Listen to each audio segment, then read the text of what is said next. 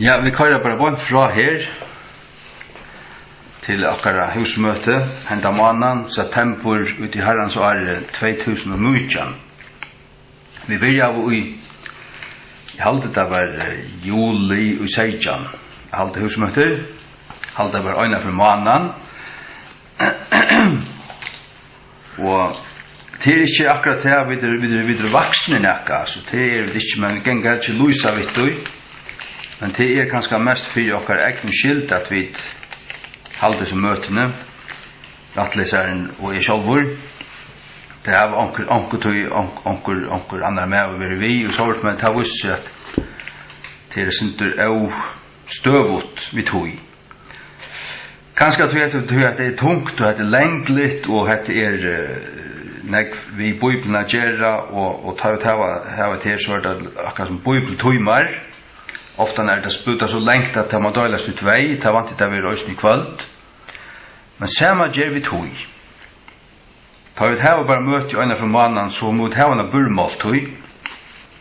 Og jeg tok på mett der, vi skulle do på den halva mannen, men annars etter man sjående Guds ord dagliga.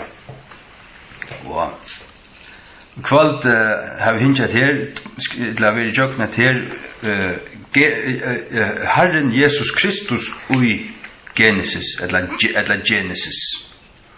Til nekka som jeg alltid har løyd etter til å lese Bibelen, så sutt jeg til at her akkurat Kristus her. Her Kristus, og Josef akkurat som Kristus, og her barðist Jakob vi en mann, og det kan ikke være god feir, til ånden kan suttja god feir og liva. Så her som mæveren som god her, det må være Kristus. Og så er det. Og det har vi så blivit samlet nye til at jeg leser jo Bibelene, også i mine King James, vi brøy i margen, så skriver vi alltid i margena, og det her som jeg har samlet sammen, og somt av det også jeg har leser i omkring bøkken og så rett, så har det blivit til 32 ting, og det kunne sjåvand bli mer, jeg har valgt på sjur, men dette er så det som vi får hitje på i kveld. Gau Jesus be til om at vera okkar mittlun, be til om at gjera året livande, styrst okkar vittu i, og be til om at koma vi til nerver okkar mittlun, og salva til som lursta oisne, jeg vet ikke hvor lursta er hvor ikke, men vi er her saman om til år, at døyla til, og be om at du salvar okkar at teka vi til noen året, og at styrst okkar vittu i, be om til signa og nerver og inuita, at det ikke må være delt og tungt, men at det må være livande, at vi må søtja til uisnir, vi som øya til, og skulden ekka lusta som ikkje øyer til her, Jesus, så bid om at nærsta vi hjärsta, tja vi kommande lukka som du nærst vi hjärsta, tja lyti jo, som Paulus tar prætika av fire, du nærst vi hjärsta hennara, og hon tok om ut her, hon var døpt og til hennara, og så er. Jeg bid om, Herre, at du styrker okkon, signar okkon, og Jesu navne. Amen. Ja, som innløyende tekst, Hebreabrev 28, til at lauen hevande en skugga av kommande gavun tingun, og ikkje sjálva myndina av tingunum. Lauen til Gamla testamentet hei var en skugga av henne kommande gavun tingun. Ikkje sjálva myndina av tingunum, det var ikkje substansen, men vi heva sjálva myndina, sjálva luikløygan av tam tingunum som lauen tossar Det vil si at i Gamla testamentet tar vi suttja ting, så det akkurat som skudgen av tog som koma skulde, det pøygar fram i møte tog som koma skulde.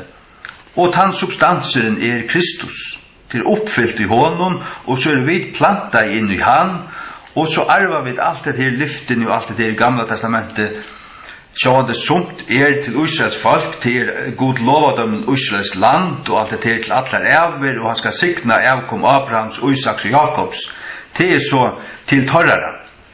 Men òsne, og vi øya lot òsne her, òsne tror jeg vi i Kristi, og vi arvingar, jøgnum Krist, og vi arva òsne her, vi får lot og i fite og livintressen som Romerbrev 11 tåsar vi planta inn i treie, og vi arva og jøgnum Kristus, først og fremst andalige, men òsne i tusenare rujnum, ta i alt skal være oppfyllt. Kristus skal sitta som kongur i Jerusalem, Då skulle vi vara samborgare. Vi skulle på en måte ha borgararätt östne till Jerusalem och till Israels land och till vi skulle regelliga färra nian här så att vi kan komma bygga i färgen och i tusenarrycken och så vidare.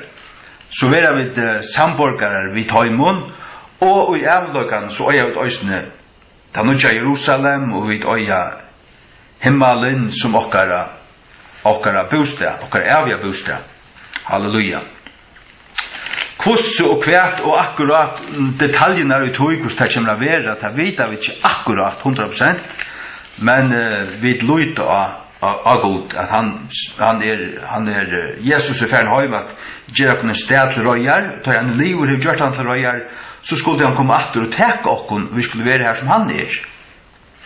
Och kvoss det här är och allt det här, nutja Jerusalem ska komma ner och görna och på en måte ska himmelen komma ner och görna.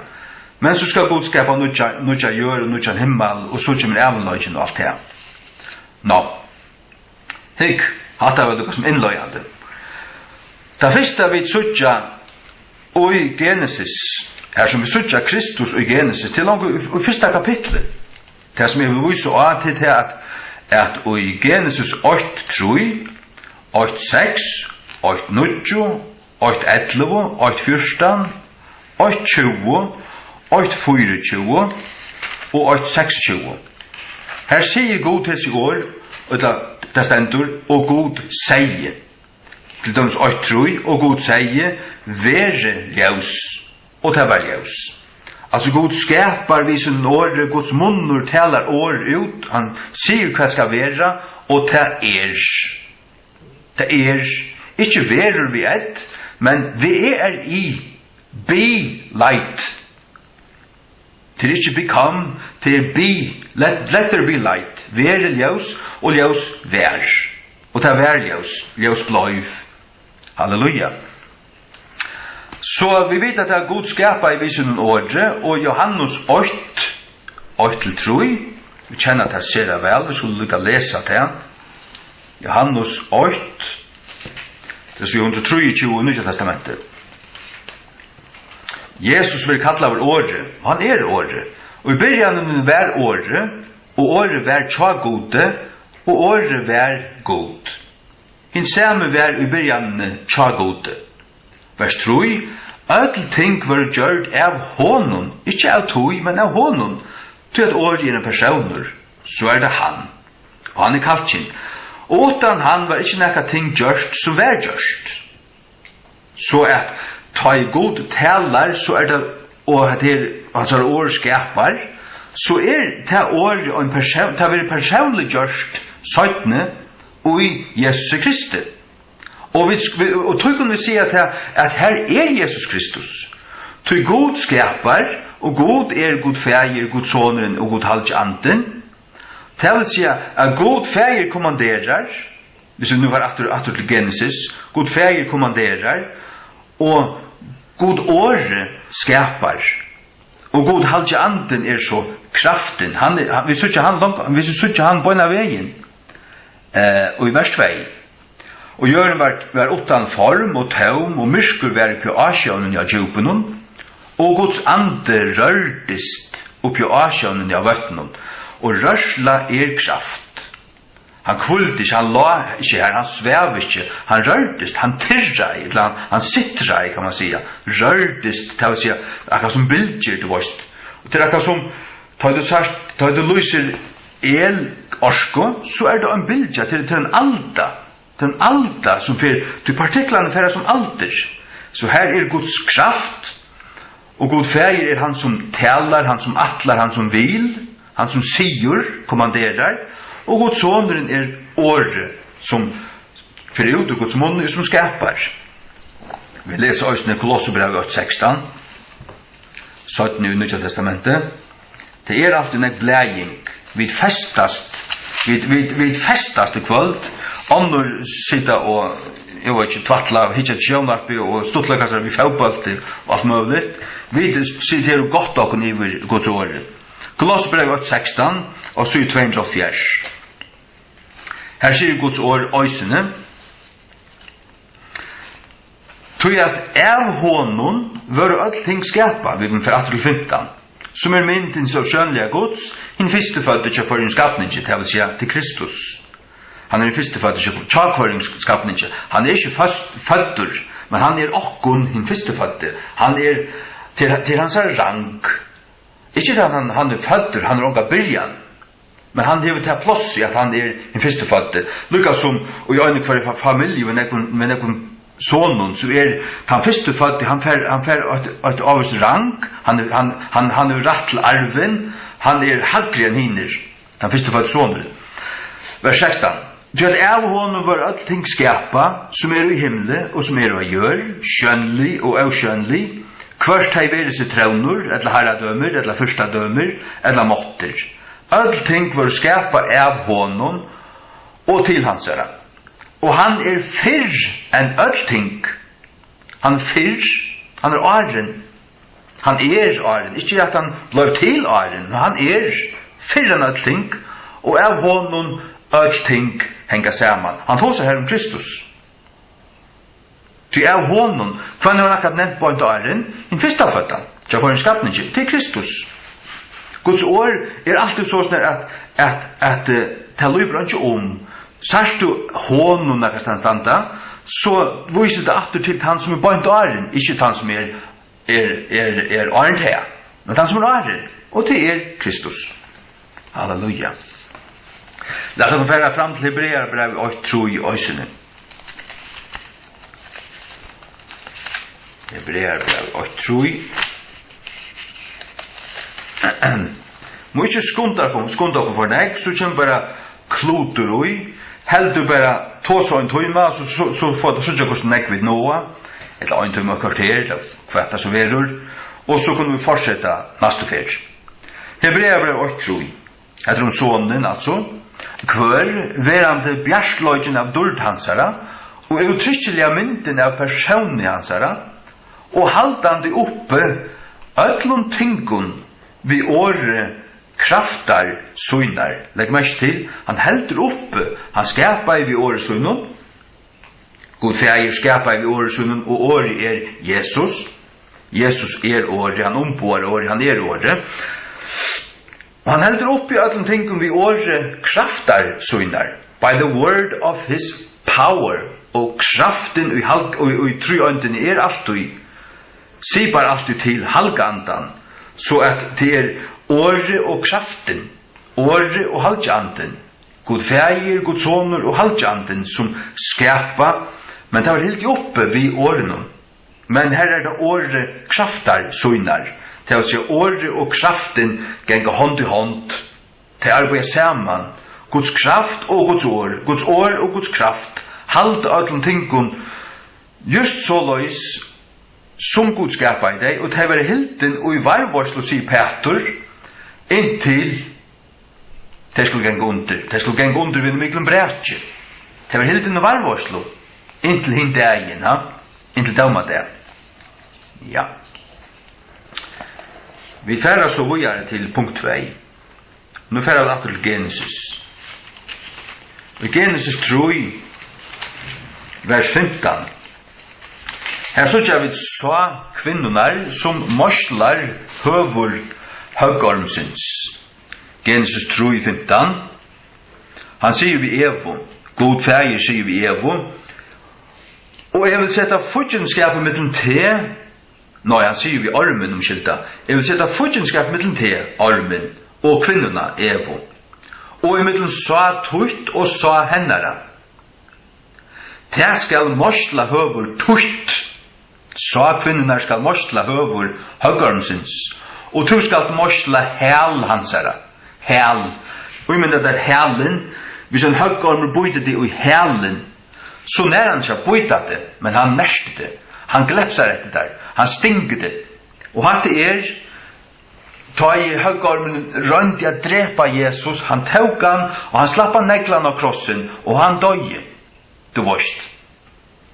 Men Gud lät det hända. God lät det hända.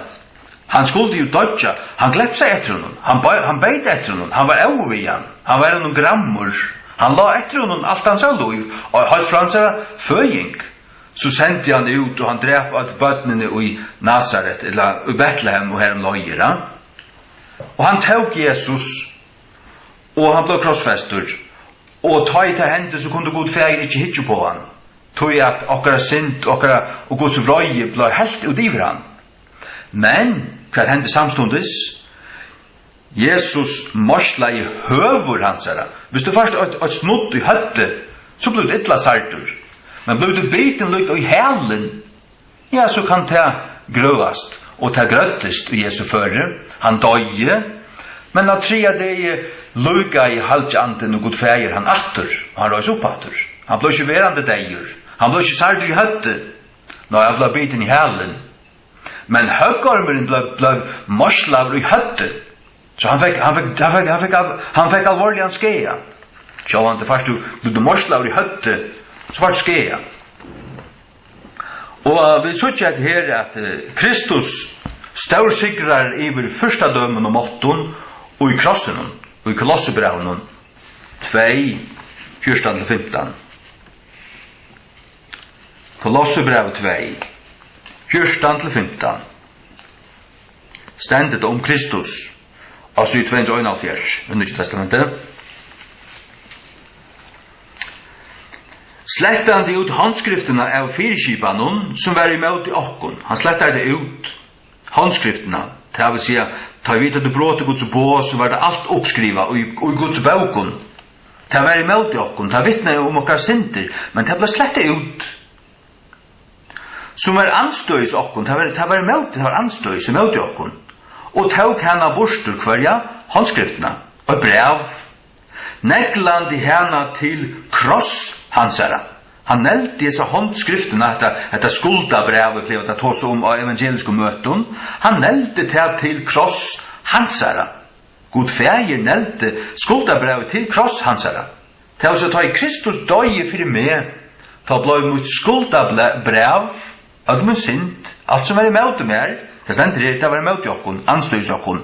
Han nelti det til kross hansara. Og det var også i første versen at han sletta det ut. Hvis du sletta noe ut, så viskar du det ut. Det er ikke tilmår.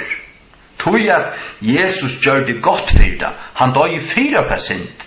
Ja, men så kan alt viskas det ut. Alle mine synder viskar det ut. Og gjør det. Og her var det avvåpna første dømer og måtter. Hva det så første dømmer og måtter? Ja, det er det som Efesos brev 6 tåsar om. At bare det okkar ikke vi holdt blå, men vi første dømmer og måtter, så er det. Til andre herlig ilskaparens og himnarunden, Satan og fallen og ønglar hans. Han avvåpna i tøyr, avvåpna i første dømmer og måtter, og helt søgning av tøymon, helt denne søgning av tøymon, åpenlyslige, det vil si gjør det til skammar, staur sikrande iver tøymon, og i hånden her krossen. La meg ikke i enske King James på ja. Jeg halte det in it, ikke in him, men in it på ja. 2:14. Ja, triumphing over them in it. Og it her viser til krossen. Tog skriver vi her at han sikrar i første dommen og måtten og i krossen. Og i krossen. Ta han gjer dette krossarverket her, ta sikrar han Satan. Halleluja. Og her gonger det ut, det som god feir sier vi høggormen, at så kvinnerna skulle morsla høveransara. Han fikk et verande svar. Han fikk en hemmara bøtnir av høtte, som gav henne hjärsta, gav henne, hva sier man, høyla kjolta, høyla bløying, og altså han finnes jo verande møyn og svar høggormeren. Og det er sånn at når vi kommer inn i Kristus, så er Satan avvåpnaver. Han er ikke langt rett til okken. Jesus er okken ta. Halleluja. Og Satan har ikke langt valgt i okken. Ta vi fyltja og akta Jesus. Halleluja. Og så videre, så leser vi Kristus og jøkken deia, øyeleie djevelen. Hebreerbrev 2:14. Hebreerbrev 2:14. Til så 292 i Nye Testamentet. Nå 293. Ja. Hebreerbrev 2:14. Vi tar at bøttene lottakarar og kjøtt i blaue. Sjálfur han òsne somuløys tåg lot ut i sama.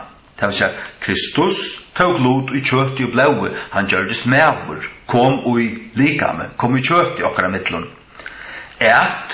Og jøgnun deia, han kom her nyer fyrir at dodja. Og ta i han døys, og jøgnun deia, han måtte øyeledja han som hei mått deians. Det djevelen. Så Kristus, vi var fallen i synd, og tok deien inn, og vi var underlagt deia. Så det fende vi i vers 15. Og utfri at høyr som vi jøgnun rastlo fyrir deia, var alla sina lufstui underlagdir fyrir traldømme. Vi var underlagt traldøm, og vi hadde rastlo fyrir deia, til vi skulle alt dodja, og vi var med vid synd, okra synd, Arne Kristus kom, var ikkje sauna. Tui døy jo at vi rastlo. Men vi pjøst ikkje at dodja vi rastlo. Nei, og vi ikkje underlagt traldøm. Nei, tui at Kristus kom i likame, og han døye, og vi til at han døye, gikk han under det som vi var underlagt fyrir. Men hei han bare døy og ikkje ris i atter, så var han ikke sigur. Men vi til at han var døy og var deier som einhver annar, tar vaska av han her, og ikkje balsamera, men valgte han i løykleier, og alt det her, og han var båren ut her, han var deier. Men så ryser han opp av 3 deier. Og vi som i opprørsen, øyelegger han mått deians, og han øyelegger han som hei mått deians, til djevelen hei mått deians. Du varst. Han hei mått deians, men han ble øyelagter. Han tar seg, han hever ikke langt han måtten i vrokken. Hvor hever han nu? Ja, det jo ikke en deie, til okken som i Kristi. Vi dodja, og hva hender? Vi fer iver Vi vil ikke verande og deia. Deien hever ikke mått i vrokken. Halleluja, som også Filippin 15 tåsar til. Brottur deians synden. Synden nu sauna. Tui brottur deians tidsin borstur. Halleluja. Vi kunne tåsa, vi kunne brodera under at ja, lett okken færre Filippin 15. Skilta meg. Verslet nu opp ned, og nå kom vi bort til det. På en av veien. Halleluja. Hegg. Altså i 240, Filippin 15, fra 4,5. Lykke takk til her. Halleluja, fra 4,5. Så i 240. Så tar jeg dette forgangelig skal ha lætest og i avforgangelig løyga, og dette deilige skal ha lætest og i avdeilig løyga, ta skal være finnjen at henta framsøknen som stender skriva. Deie oppslukavur og sigur. Ja, men til Jesus Kristus sigur. Deien oppslukar, han vil etje han opp. Han vil sikre honom, altså. Han vil etje han opp. Hvis han oppslukar, så er hans tilmør. Så sier han, og deie hver brottur tøy, og grøv hver sigur tøy.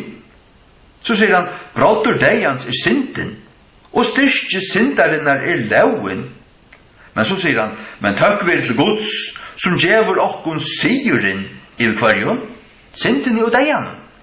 Jøgnen herre okkara Jesus Krist. Halleluja. Jøgnen herre okkara Jesus Krist. Og vi færa i jøgnen Krist, vi ui honom, vi koma til Guds i jøgnen han, vi liva fra loiv ui honom, vi genga loiv i jøgnen han, og vi koma sigrande, triumferande, staursigrande, og jøgnen ta høyla alt. Vi ta åtja rettast, Kvarsi synd, djevel, edla deia, edla grøv, edla neka som helst. Takk lov, takk om du. Trygg du. Takk no alvorligane og trygg du i Jesu navn. Vi får vi til punkt 3. Ta for at atter til Genesis. Vi tenker at det Kristi og Genesis, og Genesis Genesis til latoin, ta mersi byrjan. Ja. Genesis 4:4. Du minnes at Kain drep Abel. Kain var vondur, öndur. Abel var gaur. Abel, ja. Og Abel, han øsne førte av hinnom fyrstoføddo, av sunne småfjafylke, og av fiden her av. Og Herren hei metan i fri Abel, og fri offri hans, til å si Herren domte, han mette det, han hei toknan til det, til i fri Abel, og fri offri hans. Kan offra han? Av sunne fyrstoføddo, av lampunum, av gautun, hva som hei, han var gjerriskismavur, Nei, han var at det her bønd, eller hyre, ja. Det var han sjål kajen som var pløar av hjørne. Det vil si, han røkta i hjørne, og han offret bare græs, hodst og grøye, og herren domte ikke engan av tog.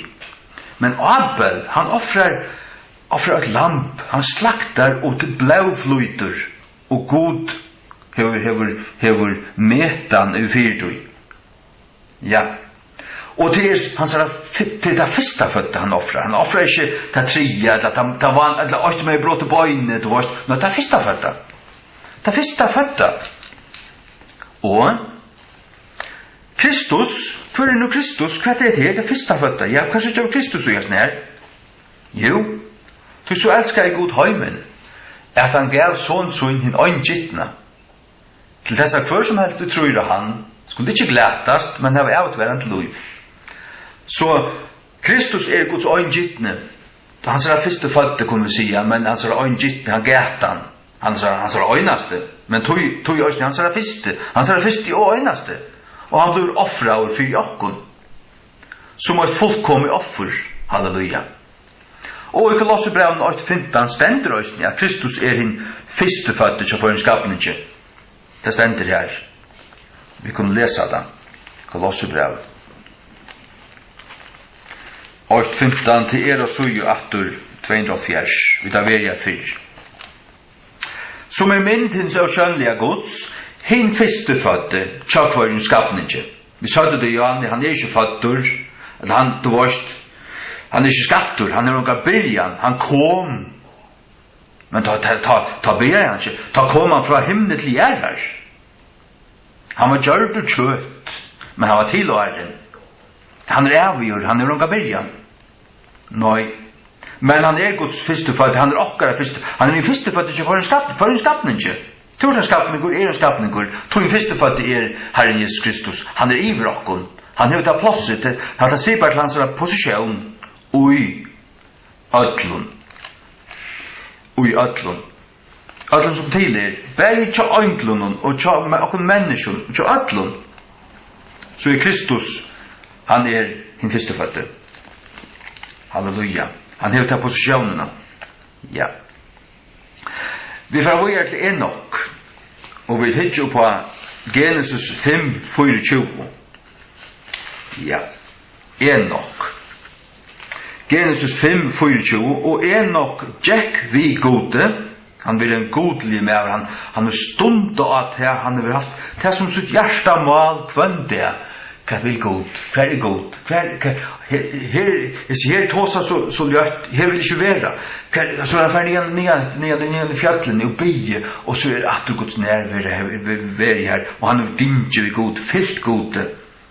Og så stender det, og han vær ikke. Knapt det, så vær ikke til meg. Hva er nok? Vi finner han ikke. Ferdig ned og løyta her i fjallene, alltid her som han alltid jack. Og så løyta av det her, for det her, funnet ikke kroppen til honom. Og årene gikk, og år ut, og år inn, ånden fann han seg lika. Kvoi? Til god tauka.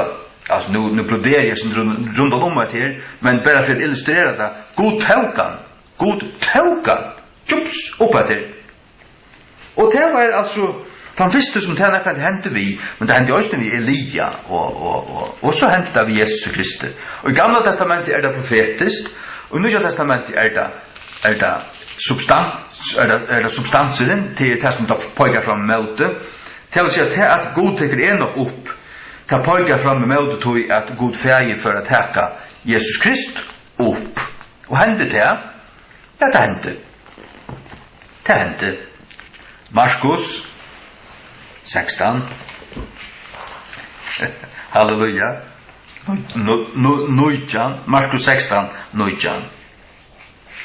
Som Bibelen gasar i Msjö Jakob Dahl sitter klomper till att han har tagit Alexandrist Vesepapus som vi skojnar vi och skålar ner till helvetes. Vi trycker vad höj att det Guds år och något annat vill jag inte höra ett klove år om som kommer ut ur satans av munnen. Kan ni hälsa bibelfällan så kallade skam till knäv. Hette Guds år, vi ständer inte du vet, ja.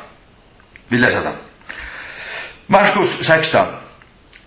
Så han efter att Herren hade talat vid tar, var han mottidgen upp in i himlen och sättes vid höger hand Guds. Han var inte bara tidgen upp, han var mottidgen. Det tog emot i honom, men han var mottidgen upp. Vad var det som lite Jesus upp?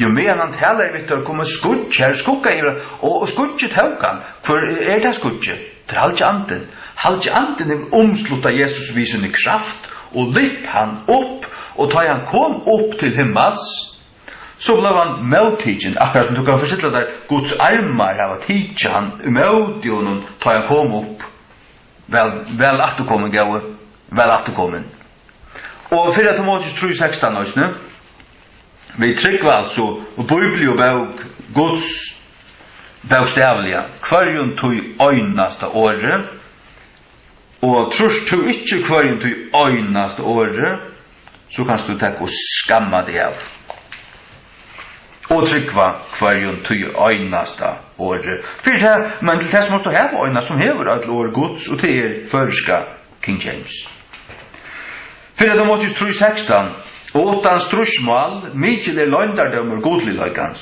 God, vær givet til kjennar i kjøtenen. Rattfustgjørter i andanen, sattur av øynklun, prætika av høytningen, troen av i høymenen, mottidgen opp inn i dulp. Han var mottidgen. Det tar gå imot honom. Det bør øyne på om til at han kom av sin egna vilja.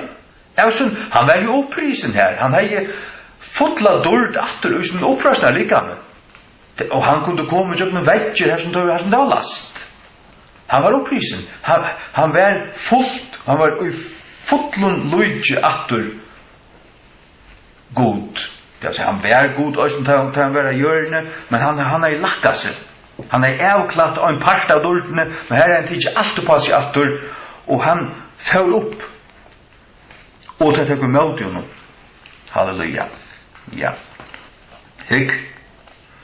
Så kommer vi til femta ting som vi sutja i Genesis. Det at Noah tog øynans røyndjaur i ørkina. Det skulle være røyn. Og Genesis 8:20. 8:20. Ja. Og det var etter Herrens bøye at han gjør det til. Herren har sagt du skal takke av røyn og djauren.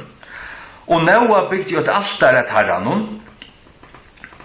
Ja. Og tog av kvarjon røyn og djauren og av kvarjon røyn fukle og offra i brenneoffer og altaren. Hette så 18 år, men hette det som han offrar. Jeg skriver han tog røyndjaur i ørskina, men det stendur øysene. Det stendur øysene at han skulle teka av røyndjauren, det var som i tjeion, og som i møyne bestemt ut tveion, men det fleste tjeion. Ja. Men her så gjør det at han offrar, og han offrar røyndjaur, luidaleis, og det ber på om syndafrui loika. Syndafrui loika, ja. Og her at det røyndjaur, det pøykar til Kristus, for at her offrar det røyndjaur av en altare, og Kristus ble offrar av Guds altare som krosseren. Og han var syndafruier, sier 4 Peters brev 2:22. 4 Peters brev 2:22 stendur om Kristus som gjør de ånga synd og heldur var svik funnet i munni hans herra. Og Pilatus sier at han kanna Jesus. Han tog seg vi, han spurte han. Han får ut at du sier vi jødene, jeg finner jo en gang feil i som mannen. Han kanna han fann onka synd i den. Det fanns det ikke synd i Kristus. Her stendte til at han gjør det onka synd. Guds ord sier om Kristus, Jesus Krist, at han gjør det onka synd. Så gjør det han onka synd. Og at han ikke svik funnet i munnen hans herre. Så har han rønt hjärsta. Det heier han. Så han var synda frugjur. Og Kristus tvåar, halgar, rattvustjer, okkon, og tog kunne vit arva kongadømme gods.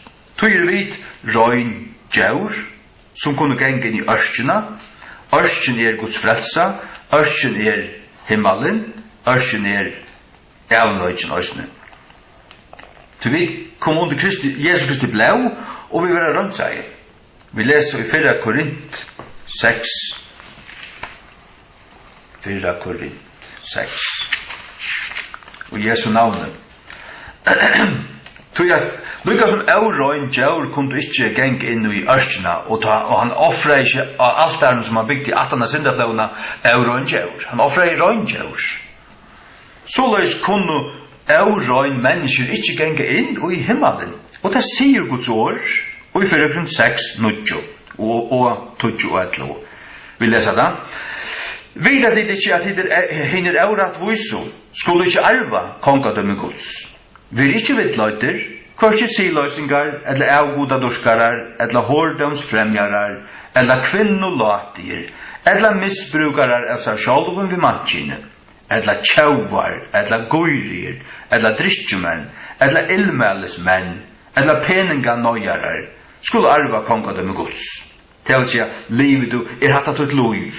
Hatt det som kan skrivast i tunne loive. Her som vær en siløysingur, en avgodadorskar, du varst. Nei, så arva du ikke kongadømme Guds. Så du livet til et loiv og i godløse, som et satans baden utanfor Kristus.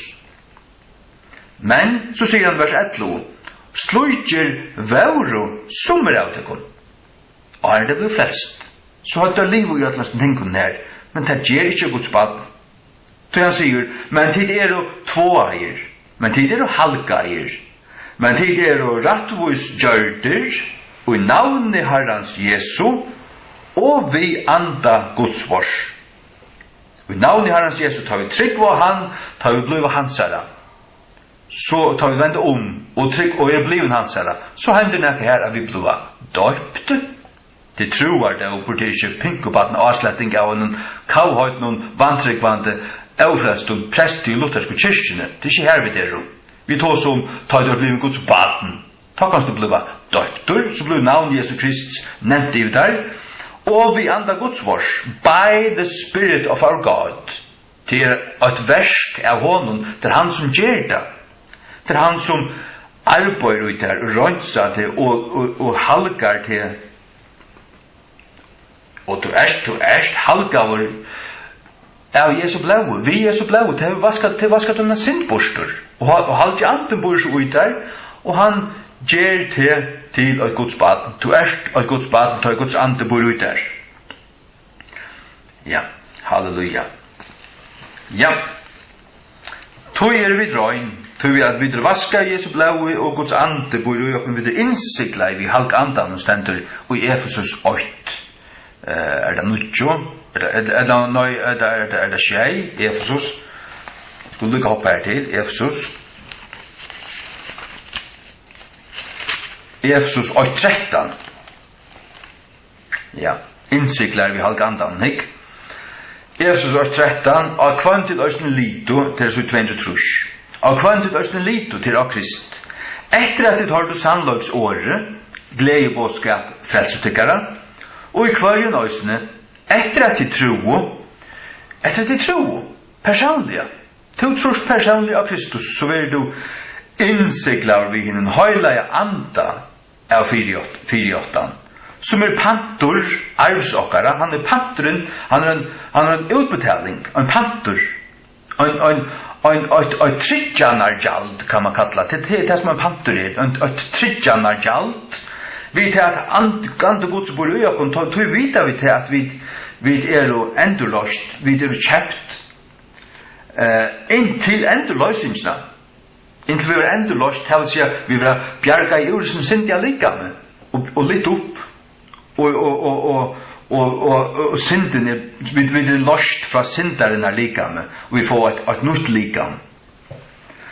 Inntil endurløsningsna kjøpte åknene, dårlig hans til prus. Det vil si at da Jesus kommer atter og endurløsning til åknene som han kjøpt. Det vil si han tenker med til åknene, de tråkner opp, ombrødre opp likam, og vi skal leve evige til hånden. Takk og lov.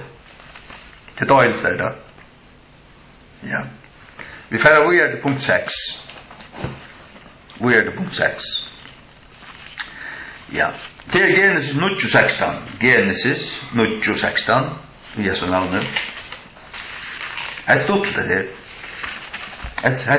Et ordla, altså, et monskjot, og kronskjot, og så gjør. Et døyligt. Og han sier, valsigna vil være god kjems, og kanan skal være tjener i hans herre. Altså, det er Noah som taler, men Noah var papetlisar her, og han taler her profetisk. Han taler her ut. Og han sier hvordan det skal være. Valsigna vil være Herren god kjems, og kanan skal være tjener i hans herre. Valsigna vil Herren god kjems, så han valsignar god kjems, så at Noah og i trutja sinner, Shem, Ham og Jafet. Det så gjør i kapittel 20, vers 8. Sine Noah Shem, Ham og Jafet. Og han valsignar god Shems. Han sier ikke til Ham og Jafet. Nei. Hva sier han hinnar? Han sier God skal vaksa Jafet, og han skal dväljas ut kjaldun Shems, og kanan skal være tjener i hans herre. Men han valsignar god Shems, og vet at hvert? Kristus av attarlinju Shems. Han en son Shems. Og fra navnet Shems kjemur shemitiska falskje. Ta du tåsar antisemitismo, så det av hebraiskon anti-shemit. Shemite. Til at hebreerne kommer fra Shem. Tar sine Shems. Ja. Tar ikke sine Hams eller Jafets. Tar sine Shems. Og til hebraiska falskje kommer fra Shem. Og her kommer Abraham fra, og Isak og Jakob, og der 12 attarfedraner, tar av attarlinjen Shems. Hvis vi leser i Lukas 3:36.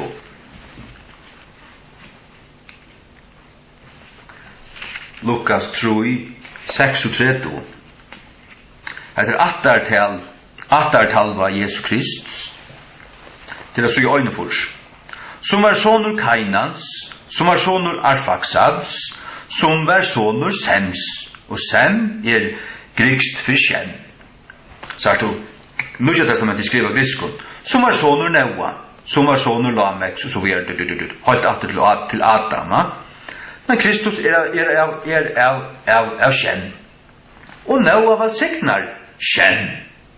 Halleluja. Signing kvilder av honom her, fram hans herra brøver. Takk og lov. Vi får av her, punkt 6. Og i Genesis 11:6 skulle vi lese. Genesis 11:6 til tøyder bytja Babels tårne, så stendte nekka her. Komme, altså God sier, fra vers 6. Og Herren sier, sui, falskje 8, og tar av alle 8 tungomal, og hetta færa tar under a gjerra. Og nu vil ikke være helt i atter fra tøymon, som tar hava uimynda at gjerra. Så sier han, komme, let oss færa nijur.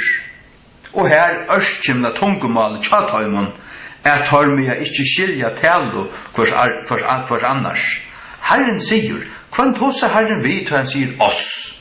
Jo, det ta sama galdandi ui Genesis 8:26. Vi leser her, av 2. 8:26. Og Gud sier, letum oss gjera mann ui vare mynd, etter luikloika varun. Let us make man in our image, after our likeness.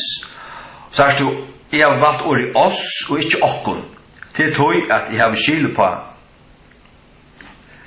norrønt, og her av norrønt hever du dualis og pluralis. Er det oss og vær viljum, så er det ikke 2 personer, men trutjer. Og skriver du oss, så er det pluralis. Det er ikke 2 personer, men trutjer. Og her er det trutjer. Til røysni av hebraisk grunn at her dualis og pluralis, og jeg har hørt av kønnen månen som sier til at av hebraisk grunn er pluralis formen brukter her, som viser til at her er det trutjer personer. Så Gud sier let om oss. Han sier, Gud sier, det vil si at Gud fægir sier vi sonen og halka andan. Let om oss. Tog her er trutjer, Gud fægir, Gud sonen og halka andan, tar skapa mann og i søgnemynd, og her sender vare, ikke okkara. Okkara hever 2 personer. Etter luklaga varun. Tog så skapar Gud mannen og i kapittel 2:6, og vi leser til han. Og Herren myndai, når Herren God myndai mann av støv gjerrarinnar, og andai inn i hans nesar lufsandan, og mever gjørdist en livande sval. Så er du, Herren God myndar mann av støv gjerrarinnar til hans likam, til det fysiska, av støv til mold gjerrarinnar. Han myndar han i sin håndun, bøynen i her, armaner, høttes og der. Men så andar han inn i hans nesa, han gjørst nøsena, så andar han inn i nøsena, nesana til nesarhålene, lufsandan, og ta i likame og anden renna saman, ta blev meveren til en livande sal. Så her hever du hever likame i støvgjerrarinnar, du hever menneskene anda og i lufsandan, og du hever som menneskene sal. Så her sørst du til at menneskene er, la meveren er likam, ande og sal. Det er hva han er. Så meveren er en trojøynt, og Gud skapar mannen i søgnemynd, og da Gud sier det lett om oss, kjære mann, så sier han lett om oss. Ikke evig, eller lett med, han sier lett om oss. Så meveren som er en trojøynt er skapar av Guds mynd, som også er en trojøynt. Tid som er nok da trojøyntene til dere falslærarar. Det er ikke til kun Saman, Unardus, og jeg vet ikke hva, Jesus Only og alt det der, i havne, Kotlafire, alt det der, fastlærende, her skal ligge her, til det fastlærere. Vestmann er også fullt av som patchen der. Her skal kun Saman vende om, alle samler, overast og nyast, til det fastlærere. Ja, vi leser her, God er, Kristus er 8, vi fægeren og vi halkandan. Han er annar personer i trojøyntene. 1. Johannes 5:6.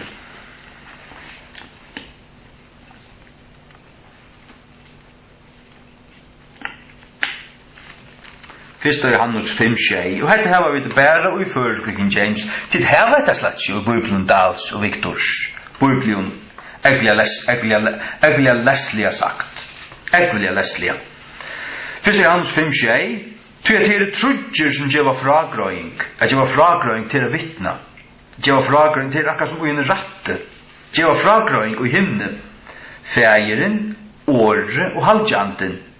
Og hese trudger er jo 8. Den gamle danska bibelen sier, og disse 3 er et. Det er ikke øyn. Tror at det blir øyn og samme, men det er 8.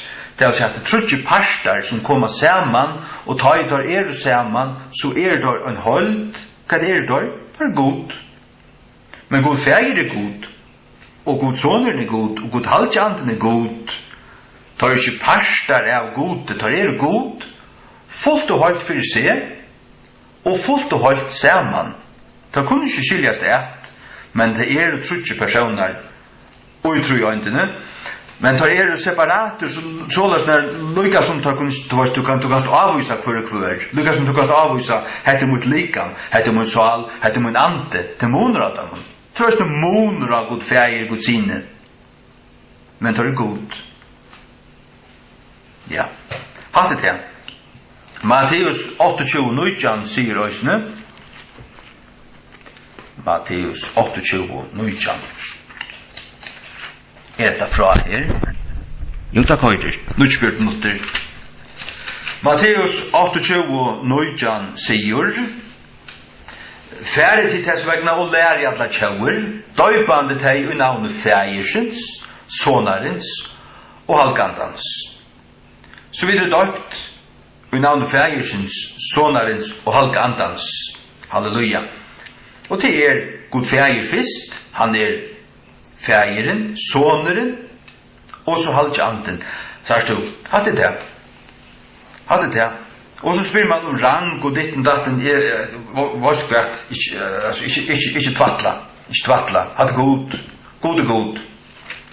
Ikke hos som det som ikke, jo, altså det stender i 4:15 at alt skal legges under sonen, og alt skal legges under sonen, skal sonen legges under fægeren, for at alt skal være, ja, men det er ikke det som vi snakker om her.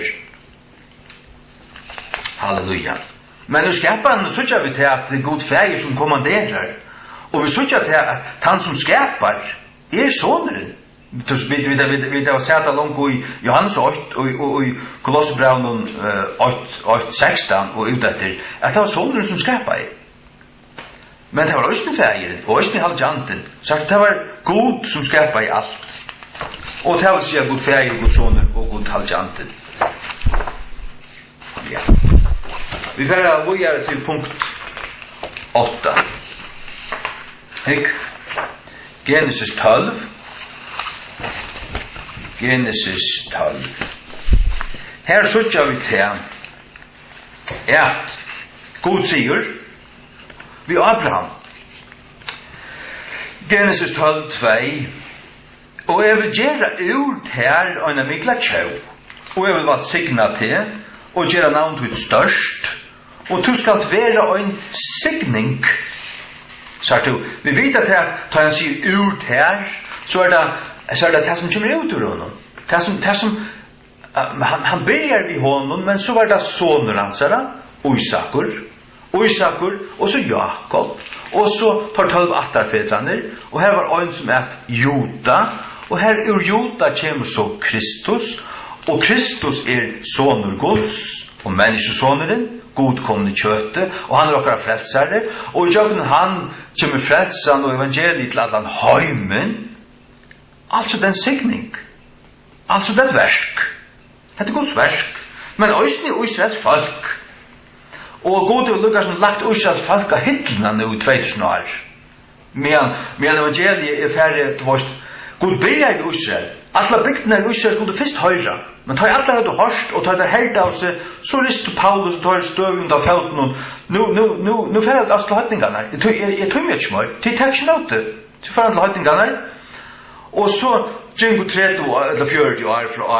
år 33 til år 40, og så gjør det, så simpelthen rota i god Israel ut av sorten det var her, og derfor utleggt, og 2000 år, du varst, og vi synes at her i skriften at du varst, og i sært høyene, så evangeliet kom til høytningarna, og ta i høytningarna kommer inn, alle som øyn stender i Rom 11, så skal god frelsa jødene, og så kommer ta og skifte her, ta høytningarna tog i lio, og så vil borsrykningen, og Kristus kommer atter og alt her, og alt hvordan det er, og så blir tusenarrykjen. Halleluja. Hikk? Urt her vil jeg gjerne mikla tjau, lett at løsning lesa vers 6 her, og Herren byrstes Abraham og sier, «Tøynun saie vil jeg gjeva hetta landet», og her bygde han ut alt der at herren noen som byrstes honom. Så han gjever oss lyftene til Abrahams, «Tøynun saie», og, hva sier Galaterbrevet 3:16? Kristus av saie Abrahams. Ja, men det han jo. Det en lysande, men det stender her. At han det. Men da han sier her, hun saie, så det, han sa generelt, men også helt spesifikt, Specifikt det Kristus sjálvur. Tu der sier Galaterbrev 3:16. Tu får ta uppenbaringen her. Galaterbrev 3:16, 7:25 og Nya testamentet. Nu til Abrahams og Sas hansara var i 48 gjørdar. Så sier han her. Han sier ikke og til Soa. Det var det enskun and to seeds i flertal. Tu sier Soa. Det kvarsfall flertal. Så får det et A i endan her. Som mengar. Men som øyn.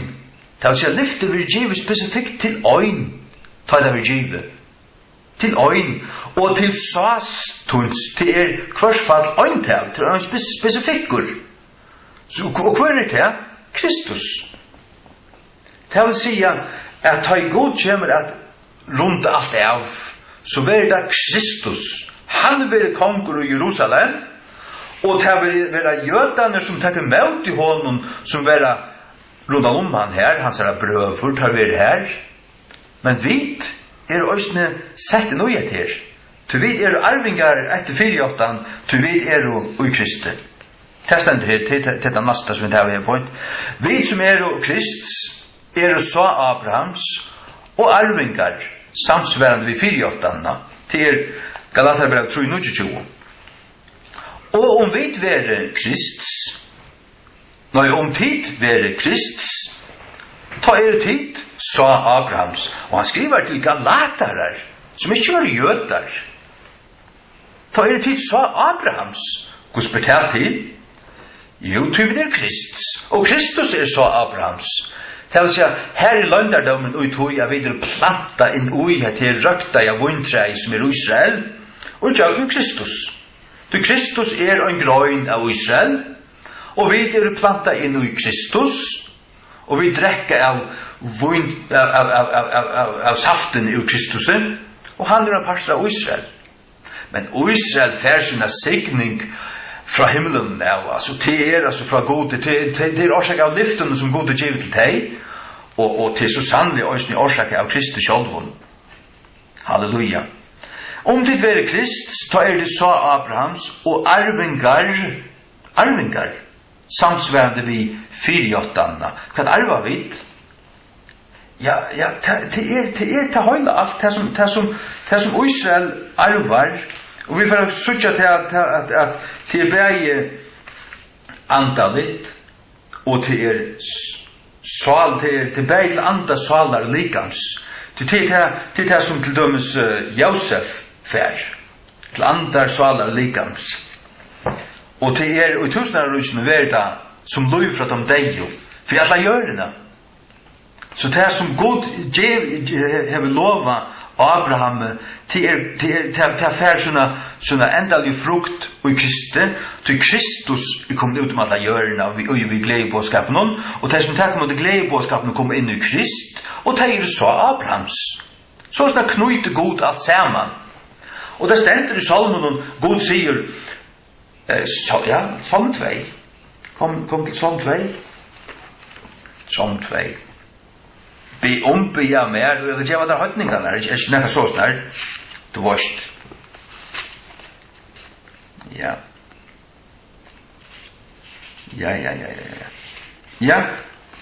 Jo, og Salm 2:8. Ombya mer, altså, han tar seg om Kristus, du vil meg for til vers 6, Salm 2:6. Tau har vi sett min kong og på min høylige hegg, Sions. Sion tempeløtjærvant, som tempelet skal bli bygd. Han har sett sin kong her det David, men Jesus Kristus av Sai og av atterlinje Davids, og han skal sitte og ståle Davids av hjørne i tusenarrykene. Og ta vi tempelet enderbygd her, og tempelhatten her, hver tempelet vil sett, som vi sier at det kommer ikke å være her, og tempelhatten, det var langt nede i Jerusalem, det var ikke, det var det suttja. Men vi vil lese hva gjøre. Jeg vil kun gjøre avræðingina. Herren har sagt vi med, du soner min, henda det har vi gitt til. Han tar seg her om Kristus, sagt du. Pura sikkert. Så sier han, omby av mer. Hvor sier det? God feir sier det av sonen. Omby, ask of me, omby av mer. Og jeg skal djeva til hinnar høytno til arvtøyn, og hinnar etsto parstar gjerarinnar til ogntøyna. Det vil si at Kristus arva ikke bare Jerusalem og jødanar og landet her. Han skal ikke bare være kongur her.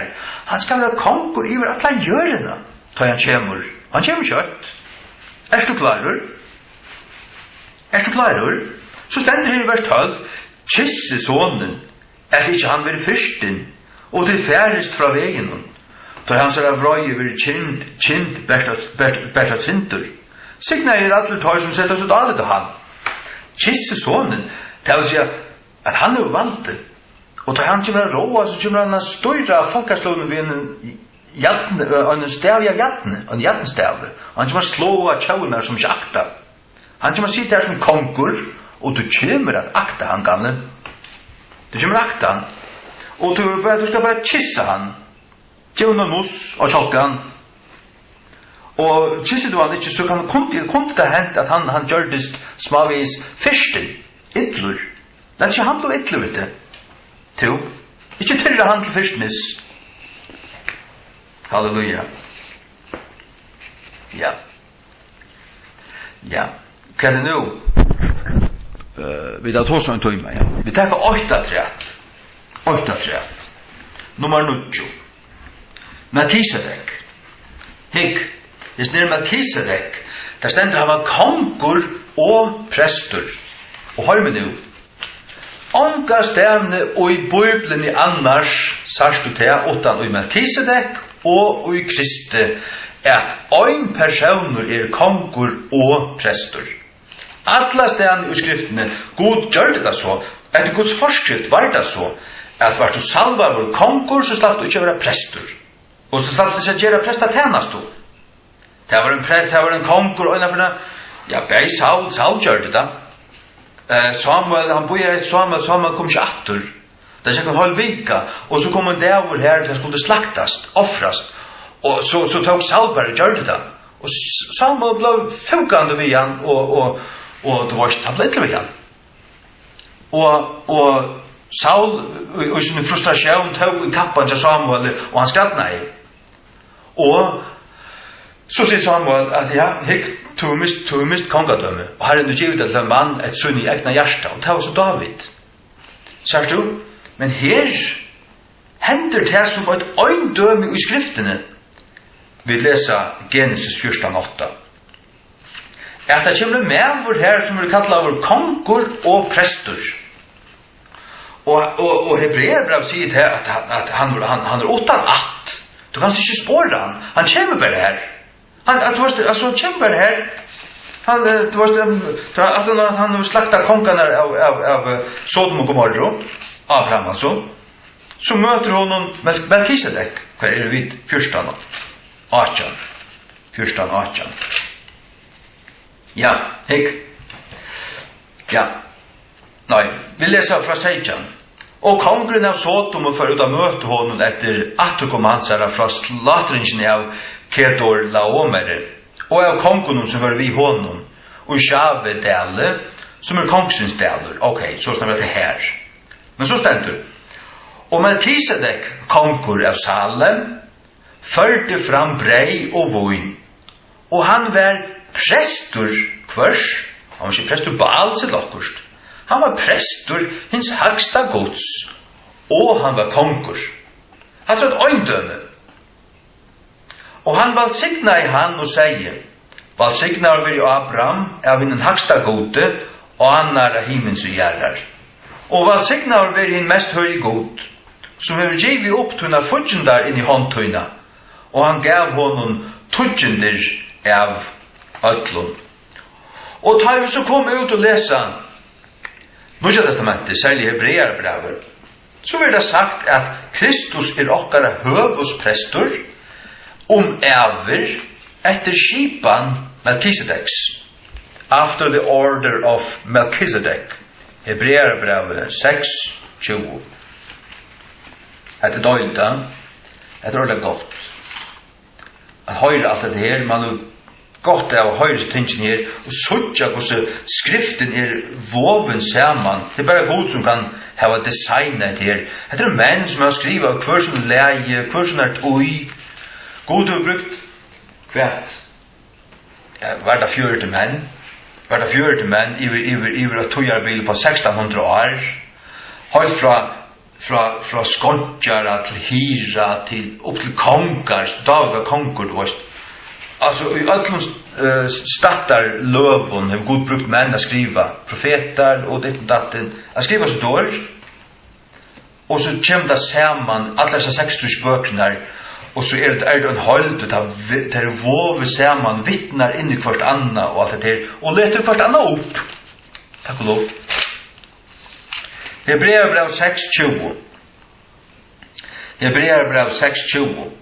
Hver fyrirrennaren fyrir oss innfæren, enn ta Kristus, gjørdur høvus prestur æver, etter skipan Melkisedeks. Melkisedek er sin konkurren her som kommer her og valgsikner Abraham. Han konkur og prestur. Så leser vi videre og i kapitel 6 fra 8-3.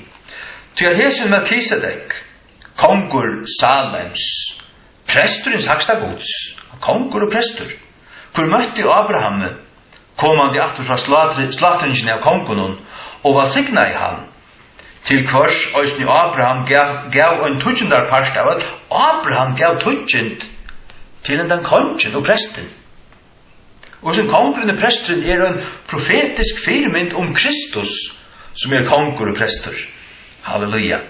Og hans navnmerker, fyrst verande vid tøying, kongur rattvises. Så hans navnmerker en rattvises kongur. Så du Melki merker kongur av hebraiskon. Melki Sedek, kongur rattvises. Og etter det òsne kongur Salems, som friar kongur. Så kan du gjøre det. Åttan fægir, åttan maur, åttan att, hevande kvartje byrjan av døvun, anki veit når han føtter, anki veit hvor han fra, anki veit hans attarlinjo. Hvor det snir? Hvor kom han fra? Han var konkur og prestur i saksta gods. Og han kommet inn i skriftene. Knapt blir møter han noen her, og hva hentur? Offrar hans ned til Abrahams? Nei, Abraham offrar til hansara. Så han større enn Abraham. Hvor dette så? Ja, jeg skal ikke si at det Kristus, men at en profetisk firmynd Kristus og i skriftene. Ja, utan fægir, utan maur. Akkurat som Kristus, han utan gjerskan fægir. Men Kristus hever så gjerskan maur til som Maria. Men at han speklan av Jesu Kristi forholden, hvordan hans virkskifter Onga gjerskan fægir. Jesus ikke sånn Josefs. Han ikke sånn når han romerskan Herman som nei til Maria som spottar vil jeg sia. Nå han sånur god fægirs. Han sånur halgandans. Halganden gæt Jesus og løymørni av Maria. Her var det første byrjan av døvun. Jesus onga byrjan av døvun. Han onga byrjan der han ble til. Han evig. Så stender her etla enda av løyve. Du sagt du forstår ikke om deia Melkisedeks. Det var stusjon. Ikke var det nekkom til. Så stender vi men gjør du løykur sinnegods. Han sier til lukka som Melkisedek likvi degen sånne gods. Han løyks til honom. Gjør du løykur honom. Vi verande prestur avframhaltande. Han var prestur her, han var en særlig prestur. Hvordan da? Jo, han den øynast i skriften som slapp av være kongur og prestur. Nekkar annar som prøver på at han ble sliv i spedalskene. Hvor var det som det var en kongur? Det var en kongur i kongabøkenen som far inn i det var ikke Saul, en annar. Navnet glepper mer. Men var det Ahab eller var det annar, han offrar här och han rätt ut handen mot profeten som kom här och avtalade han och han handlös på döds och han blev riken ut och han var ververande, han bor ensamattlor, han var lugtravers på dalskur, alla såna där. Tog han var färd dom till som var lovligt till en konge att göra. Han spalde präster och röjsne. Men det gjorde Melkisedek inte. Han var bäg kongur och präster. Och så tog han ett ögndöme. Och det ögnaste ögndöme som han söjstedlast vi till Krist. Tog var Kristus kallade hövudspräster efter skipan Melkisedeks. Lukas som Melkisedek var, Lukas Kristus, utan början, utan ända, utan så som jag säger, järska att, kjalt vi kunde spykt. Jesus Kristi attartalva stendur i Bibeln, bäge från Marie och från Josef, men det är imot till hans arv, imot till hans position innanför jötafallet. Men rent faktuellt, rent fysiskt så Jesus sonur God färgers, inte sonur Josefs. Tog Jesus ett ögndöme, fullständigt han ber av, lika som Melkisedek gör det. Vi enda här, vi vet inte lite när jag läser allt här, ikke? Vi tar lyse med det första här. Kristus gav sig självan för okkon, omboa och i breien och vojnen. Det var det som, jag vet, har ett lista i höger. Vi var till Genesis 14. Genesis 14. Ja, hek. Ja, vi läser det här. 14:18. Och Melkisedek kongur av Salem förde fram kvärt, brei och vojn. Och han var präster. Breie, hvis vi fører til Kristus, hva er det så breie? Ja, men det er det som vi søtter i Herrens båre. Breie hans likam, vojn hans blå, og Jesus offrar det. Han offrar ikke blå og kroppen av noen sei, eller veggre, eller tarve. Han offrar sitt egna. Tog Kristus prester, særst du hvordan Kristus prester, vet du hva han offrar? Sitt sjálvan. Sitt egna likam, og sitt egna blå. Tog han prester. Og han kongur. Hvordan han kongur? Ja, god og litt han opp. Han kongur til at han god. Og tog at han vil kalla vår kongur. Han enda kongarna kongur. Og herre stender opp med begynnelsen nøytjan. Tog han kjemur, så er han til navnet. Han ber av ödlun. Opp med begynnelsen nøytjan. 16. Ta Jesus kjemur, og han hever kappa sønnen og av sønnen lent, og et navn skriva, kongur, konga, og herra. The king of kings and Lord of lords. Det er som han er. Han vei kongur og prestur. Og prestur han til han offrar seg sjálvan, og umynda der. Så leser vi Matteus 26. Matteus 26. Bøndar Jesus skal offrast, slater offrast enda. Og han offrar seg sjálvan. Han gav seg. Matteus 26, fra 26. Matteus 26. Og som tar auto, tog Jesus brei, og valsigna i det, og brei det, og gav det til læresvøynarna, og sier, tætje ete. Etter lika mot. Og han tog bikare og vårt tøtjer og gav til tiltøyra, sigande, drekje til alle avtøy, til at dette blå mot hins Nudja Testamentes, som er uthelt for mengar til ettergjevingar syndana. Sørst du, brei og voin, Jesu likam og Jesu blå. Såleis Jesus okkara prestor.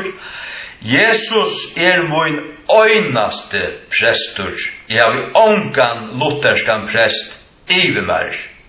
Men jeg har lutherskar prestar vi søgna av meg, tar ikke en millimeter omanfyrir meg, tar mine brøvur.